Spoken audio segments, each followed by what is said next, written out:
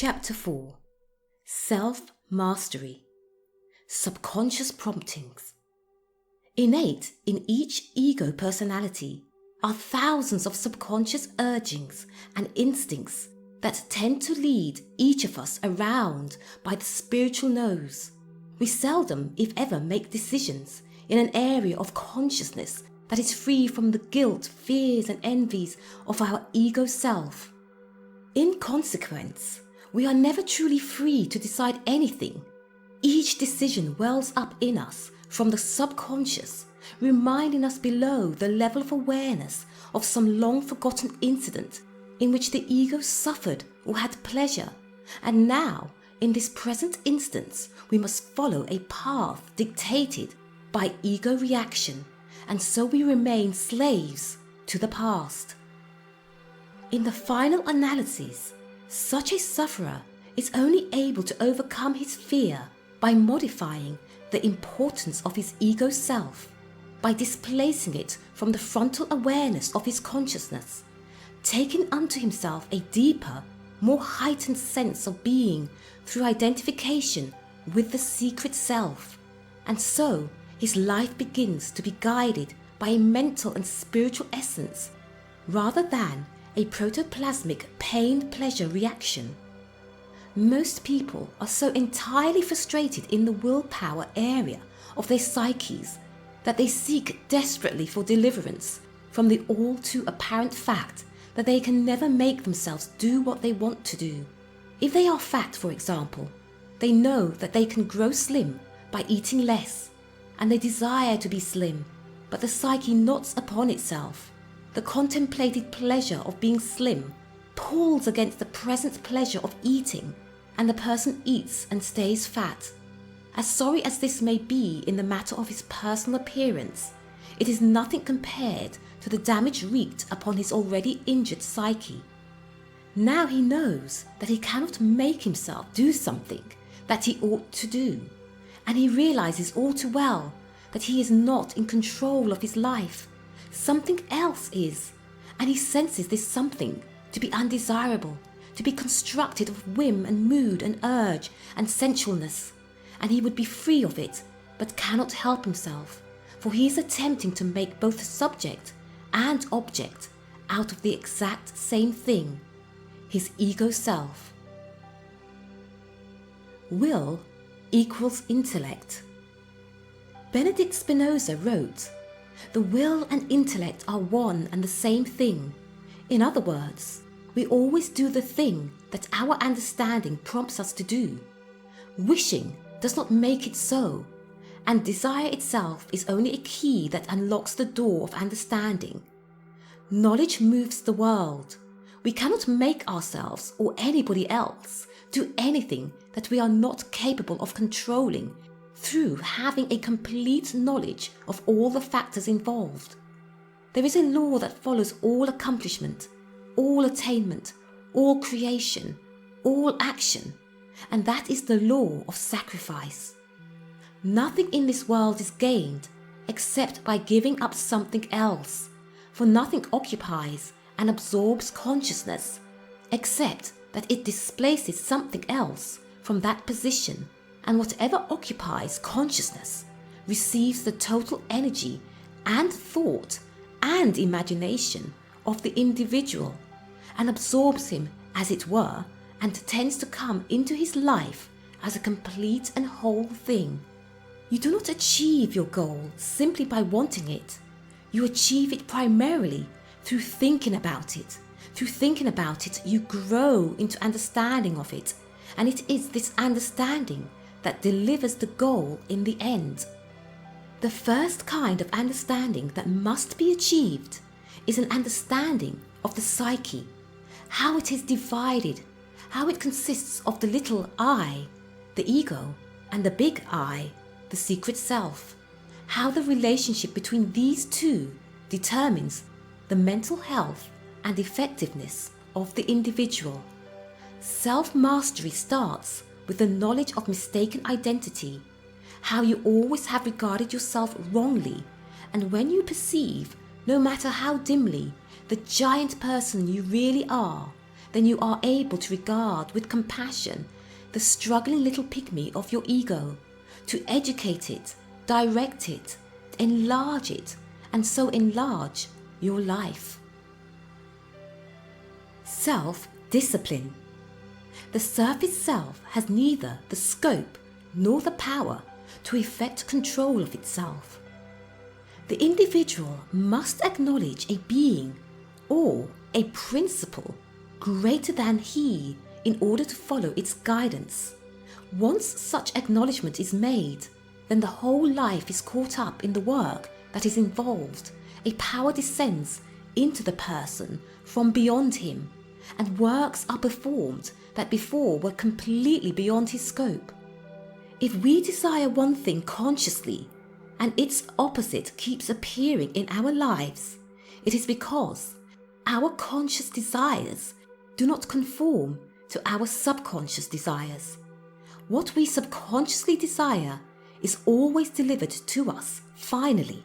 No amount of willing or wishing or hoping can change this immutable law, for the subconscious has an umbilical tie with the supreme mind, and what is impressed upon it as a thought, an idea, a desire, is inevitably delivered into the world of the individual. Man against himself. In point of actual fact, it is impossible for the conscious mind to truly entertain an image that is in direct opposition to subconscious feelings. For instance, if we are afraid to dive off a diving board and resolve to overcome this fear, we must first condition the subconscious not to be afraid. If we do not, we have absolutely no chance of diving off the board. We may climb up upon it. We may look down at the water. We may command our limbs to throw us forward through the air, but they simply will not respond. The fear-created image in the subconscious holds us back, protects us from the danger it fears. That conditioned image was placed in the subconscious by the impact of conscious mind, but imagination and a new conditioned image, free of fear, may be placed there also by conscious mind. And when it is, we are free to dive off the board, and we will. The story is told of the man who had become obsessed with the power of his mind and his will. He believed he was able to command all animate things to do his bidding, and now sought to prove the effectiveness of his thought upon inanimate objects. He secluded himself in his study, placed a small block of wood upon his desk, sat down in a chair opposite it, and sought to move it by the power of his mind. 3 days later, relatives, failing to elicit response to their knocks and calls, broke down the door and found the poor man seated before his desk in a catatonic stupor from which he never recovered. Far from his having imbued the block of wood with his own volition, the block of wood seemed to have removed all volition from him. He never again, in the few remaining years of his life, evidenced any symptoms of will whatever. He had to be fed, dressed, and completely cared for. He had expended his will completely. In deepest truth, will is not something we develop, but something that is developed in us. It gathers itself out of a vaster, more highly developed and universal consciousness, and makes itself manifest in us as a tendency to action or opinion that we have no desire to oppose. Will is not ego dominance, as modern fiction and drama would have us suppose. Usually, however, the world credits the man of accomplishment with a great determination, a great power of will to surmount obstacles.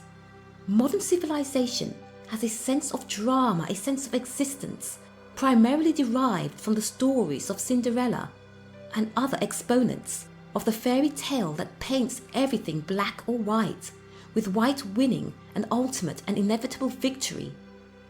Our sense of values is always deeply shocked at learning that our heroes are tarnished in other areas than the one that made them heroes.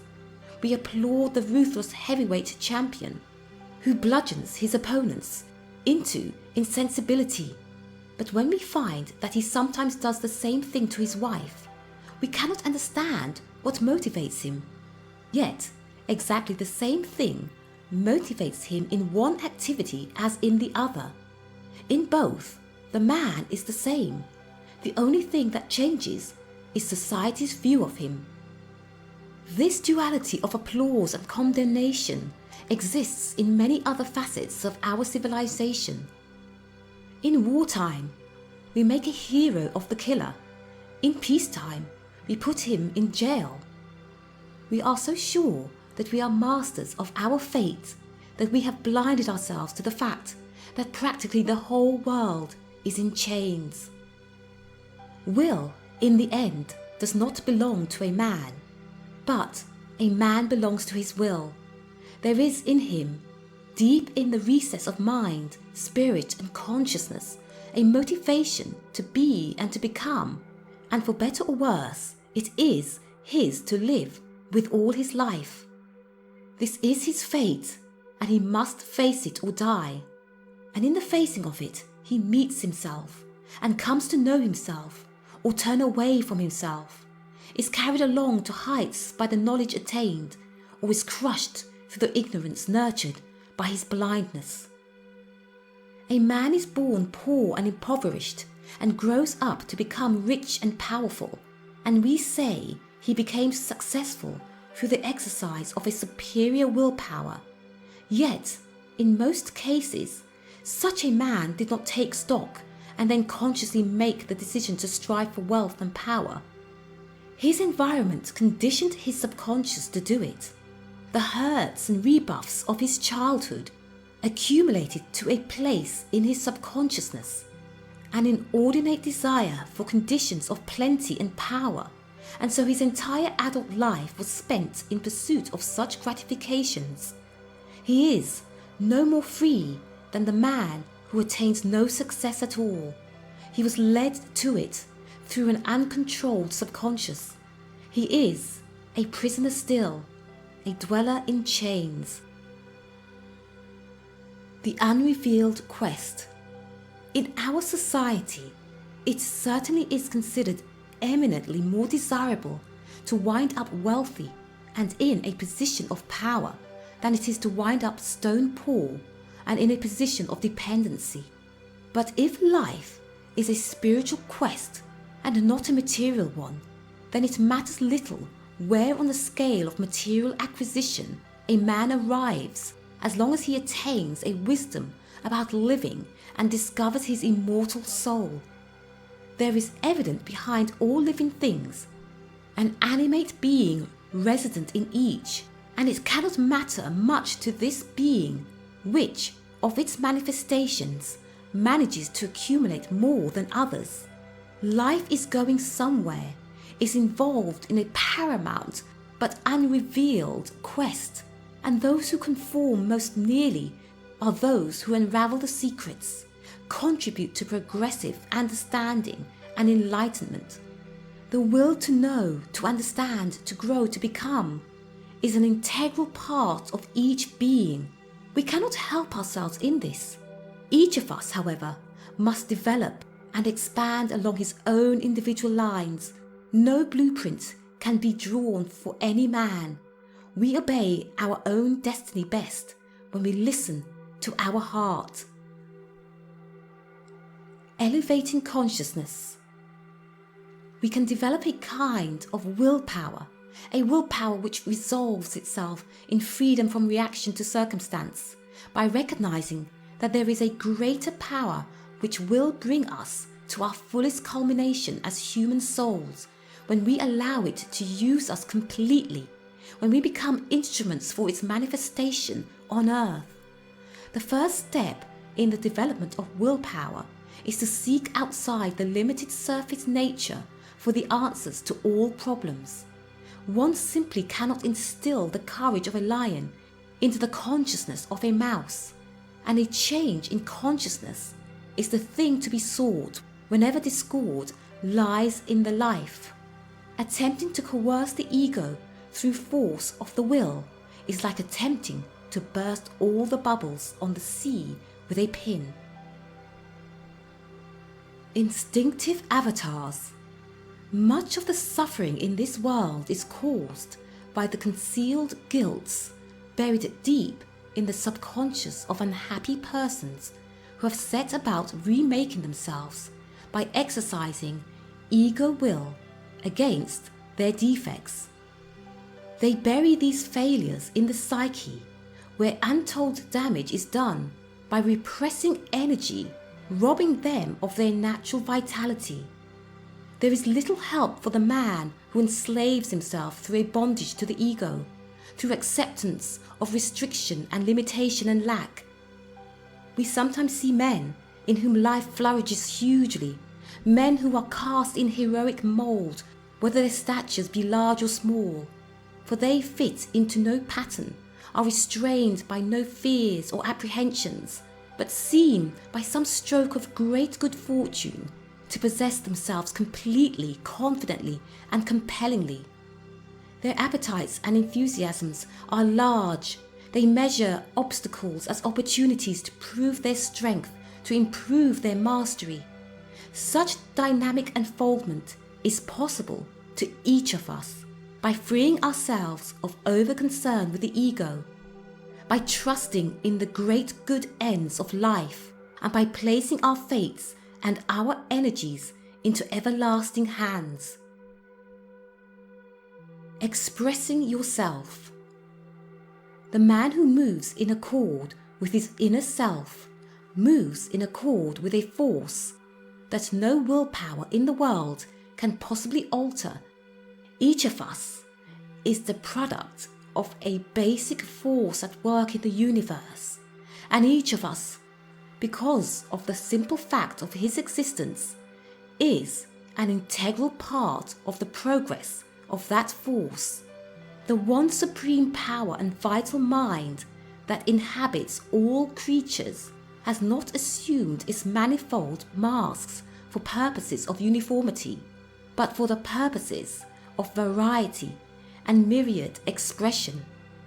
The object all the while should be individual expression, and when this is the motivating force in the life of the person, he immediately increases his worth to society, contributing his interpretation to all whom he contacts, and therefore becoming a much more valuable member of society than the conformists with his preconceived ideas and predetermined reactions and basically unhappy psyche. The Olympian torch. An inner vision sustains each entrepreneur.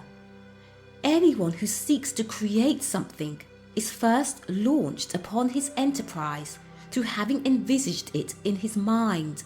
To see is to believe, and seeing through the magic of imagination creates the prior vision necessary to action to bring in an idea into material counterpart in the physical world. The really important thing about the evolvement of the human being is the fact that he carries an Olympian torch, the seed of an evolving consciousness that is struggling upward out of a nascent world of matter. Everyone's principal business. A friend named Arthur sought his fortune in the world of industry. He had trained himself well for his task and had taken an engineering degree at one of the country's best technical college, had served a well-rounded apprenticeship in a major manufacturing company before venturing out on his own. Yet from the first, his enterprise disappointed. It was a small company, subsisted mainly on contracts from larger firms, and there was no reason why it should immediately make him rich. But considering his personal skill and application, and the fact that the process he rendered was sorely needed, it was strange that he barely managed to meet obligations. His company accumulated no capital, could not expand, and while dozens of ideas for manufacturing innovations seized constantly in Arthur's mind, there was no means of fulfillment. Other men in positions like his own prospered, and he was sure he was being dogged by misfortune. The harder he fought against obstacles, the more real and immovable they became. At last he became a defeatist, confided to his friends, "I've had lots of bad breaks, and I'm just plain tired. Let the god of misfortune load it on." The god of misfortune did, and Arthur lost his business. It was a deep shock, and for a while he went about in a daze. The business bankrupted him, and he seemed incapable of going to work. His wife took a clerical job in an office, and they lived on her small salary.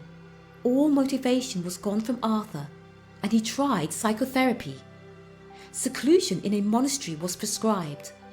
Though Arthur professed no religion, he finally agreed to take a 4-month retreat, during which time he promised not to concern himself with business in any way, but to meditate on life, its origins and meanings, the questions of who and what he was.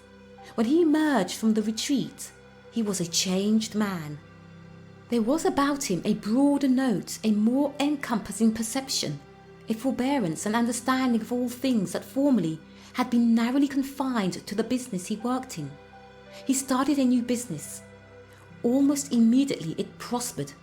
Within a few years it became one of the most successful in the country. Arthur spoke of his transformation. "I always made the mistake," he said, "of thinking that a man could succeed by simply accumulating knowledge about the thing he wanted to do. But I was wrong. I learned during the retreat that something is going on in life that is far greater than making parts of airplanes. My success in business has not been because I learned more about my business, but because I learned more about what was outside my business. In fact, it might be said that what I always thought was my business, I discovered to be secondary, that my main business is spiritual instead." Golden towers. There is fierce resolution in the heart of the man who sees golden towers beyond the hill. He is led across desert and wasteland, no matter the obstacles. His image propels him. The secret of never giving up is to implant upon the moving screen of consciousness a clear image of the goal to be attained. Let that image be your golden tower. Guard it from tarnishing, blurring, dissolving, and you need have no fear that you will falter on the way, or resign yourself to defeat, or give up altogether. Let no doubt assail you because the path you tread appears to diverge from the proper direction. There are as many ways to the promised land as there are pilgrims to undertake the journey, and each arrives in due course if only he keeps faith with his golden tower. We all move together toward the same ultimate destiny, but each of us is a separate and unique note in the universe, and each of us must travel his own path for the lessons to be learned there, for the experience to be gained. Thomas Henry Huxley wrote, "Perhaps the most valuable result of all education is the ability to make yourself do the thing you have to do when it ought to be done, whether you like it or not." The first thing to do, if the job is to be accomplished at all, is to create an entirely new and attractive picture of your task. If, for example, you are a salesman and your job is to make 10 calls each day, then you are making it extremely difficult for yourself if your mental image is making 10 calls. When you think about the 10 calls, they become repetitious, and you become anxious to get them over with, to be free of their responsibility on you. Now, the other side of the coin, instead of thinking of the 10 calls, suppose the image within your consciousness is tied up with success and accomplishment. Your job then is not 10 calls at all, but the systematic and congenial cultivation of every prospective purchaser of your product. Visualize your heart's desire. Keep the image fresh and clear. It will act as all the motivation you need to lead you into right and energetic actions. Appropriate discipline. Suppose you are a writer, a painter, anyone whose work is creative and primarily conducted in solitude. When you sit before your easel or desk with idle hands and berate yourself for not working and struggle in those throes of lethargy, when your days become unfruitful and you are frustrated with the burden of your unproductivity, then give a thought to your imagination and the images that are playing upon the plastic creative screen of your mind. We are bound to do the thing that our consciousness is focused upon. And if the image we carry is far afield from the affairs of the world in which we are enmeshed, then daydream cannot work. Super knowledge. In the wall that separates the human soul from its source, a crack occasionally appears, revealing for a moment the mathematical perfection and utter rightness of the world beyond and the soul within it. This aspect of super knowledge gives us our best indication of the nature and usefulness of the will. Once we understand that desire, opposed to the aims of the secret self, can avail the individual nothing but frustration, then we finally have been awakened to the principle of attunement, which is the secret of effective living. Liberating law. As our understanding grows, so does our willpower, but bear in mind the differentiation. True willpower is effective, achieves results through the mere aiming. False willpower never achieves results at all. As consciousness expands and takes in new levels of awareness, so the power of the individual increases. Achieving increased awareness and communing with higher heavenly powers are not things restricted to the isolated mystic or contemplative saint, but are available to all, and the reward is always complete effectiveness, whether in creative fields or executive, and whether it's spiritual or mental or material. For in understanding is power, in knowledge surety, and he who has arrived at enlarged consciousness must therefore be able to work his will and weigh on the world simply by becoming one with it. To be what we truly are and to become what we are capable of becoming are the only courses of action open to the man who would live a fulfilled life. No matter the barbs of fate that frustrate you, no matter how stacked against you the cards of fortune, how you were born, where, into what kind of body, gifted with whatever native intelligence, there is a liberating law in the universe, and you can become the highest of the high, wisest of the wise. For you have within your very grasp a tool with which to achieve absolute freedom. Once you have acknowledged to yourself that within your body is that supreme consciousness that has authored the worlds and the universes, then at last you are bound to let the ego step down from the helm and allow a wiser force to chart your course through life. Once you have placed your fortunes and energies in the hands of the secret self, you will know a peace and inner quietude that surpasses any joy you have known. Your life grows. Each day will serve as a building block towards some definite goal or purpose. You will finally be amazed at the miracles wrought when the secret self takes over. Overcoming guilt and hostility. Guilt and hostility are accoutrements of the ego, which arms itself with delusions in order to survive. If a nagging sense of guilt accompanies you, it is because the ego is made of accumulated things, teachings, blandishments, sensual impressions, none of which have much relation to eternal truth, but nonetheless is a moral censor of every act, performed by the individual. If you feel guilty, never make the intellectual mistake of thinking that your feelings arise from the censorship of the secret self, which makes no such lean and human judgments. Guilt is generally the accumulated teachings of society acting within the individual as a prompter or deterrent of certain actions. Hostility is simply the other face of guilt, manifesting as hostility in the aggressive person, just as guilt manifests in the more passive. There is certainly nothing good about either of these emotional blocks. They are products of the ego and vanish when the individual centers himself in the deeper regions of consciousness.